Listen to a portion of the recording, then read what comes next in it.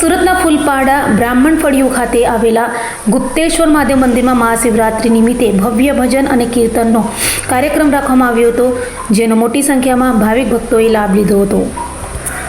રવિવારે સુરત સહિત સમગ્ર દેશમાં મહાશિવરાત્રિની ઉજવણી કરી હતી, ત્યારે સુરત શહેરમાં મહાશિવરાત્રિની ઉજવણીમાં વહેલી સવારથી જ ભક્તોનું ઘોડાપુર મંદિરમાં ઉમટી પડ્યું હતું અને મંદિરો હર હર મહાદેવના નાદ સાથે ગુંજી ઉઠ્યા હતા। તો મંદિરના ફૂલપાડા બ્રાહ્મણ ફળિયું ખાતે ગુપ્તેશ્વર મહાદેવ મંદિરમાં મહાશિવરાત્રિ નિમિત્તે વહેલી સવારથી ભક્તોની ભારે ભીડ જોવા મળી હતી। આ ઉપરાંત મહાશિવરાત્રિ નિમિત્તે અહીં ભવ્ય ભજન અને કીર્તનનો કાર્યક્રમ રાખવામાં આવ્યો હતો, જેમાં મોટી સંખ્યામાં ભાવિક ભક્તોએ લાભ લીધો હતો। આજે મહાશિવરાત્રિ નિમિત્તે રાત્રે 12 વાગે ઘીના કમળ પણ ચડાવવામાં આવ્યા હતા।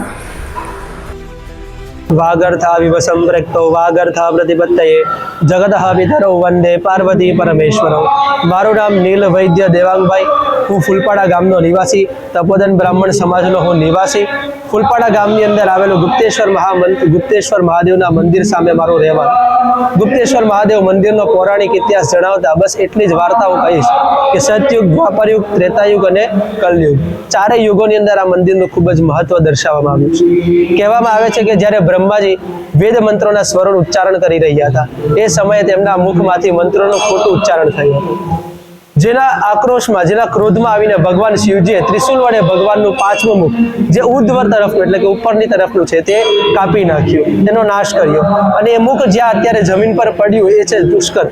હવે મંદિરનો ઇતિહાસ જણાવતા જ્યારે શિવજીને બ્રહ્મ હત્યાનો દોષ લાગ્યો, તો એ સમયે દોષનું નિવારણ કરતા કરતા એનો પર્યાપ્ત મારતા ભગવાન શિવજી અહીં તાપી નદીના કિનારે આવી પહોંચે છે। તે તાપી નદીમાં સ્નાન કરે છે અને આ પાપમાંથી મુક્ત થાય છે। જ્યારે પાપમાંથી મુક્ત થઈને પુનઃ સ્વર્ગ તરફ, કેદારનાથ તરફ, હિમાલય તરફ પ્રયાણ કરે છે, તે સમયે મા તાપી એમને પ્રશ્ન કરે છે કે મહાદેવજી, મેં તમારા પાપનું નિવારણ કર્યું છે, તો તમે મને શું વરદાન આપશો? ભગવાન શિવજી અમને વરદાન આપે છે કે જે સમયે જે કોઈ પણ વ્યક્તિ તારા જળથી જો મારો અભિષેક કરશે, તેને હું દરેક પાપમાંથી મુક્ત કરીશ।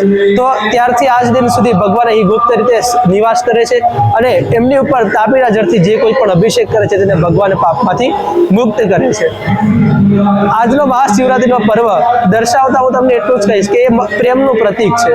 ભગવાન શિવજી શિવરાત્રિના દિવસે ભગવાન રાત્રિના સમયે પોતાની કન્યા એટલે કે પાર્વતી માતા સાથે વિવાહ સંસ્કાર સંપૂર્ણ કરે છે, જ્યારથી આજ દિન છે મહાશિવરાત્રિના પર્વ તરીકે ઉજવવામાં આવે છે।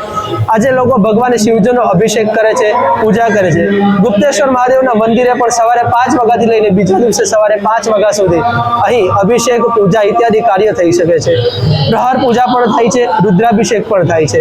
ભગવાનના પ્રાંગણના, મંદિરના પ્રાંગણમાં ભજનનો કાર્યક્રમ કરવામાં આવે છે, જેમાં મહાદેવજી, હનુમાન દાદા, રામ ભગવાન વગેરેના વિવિધ ભગવાનોના પૂજનો કરે છે, વિવિધોના ભજનો ગાય છે અને અત્યંત આ પ્રકૃતિને સંપૂર્ણપણે ભજનમય કરી દે છે।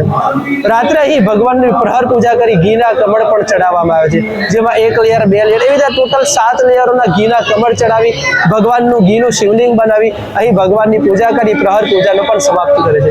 અસ્તુ, જય હિન્દ, જય ભારત।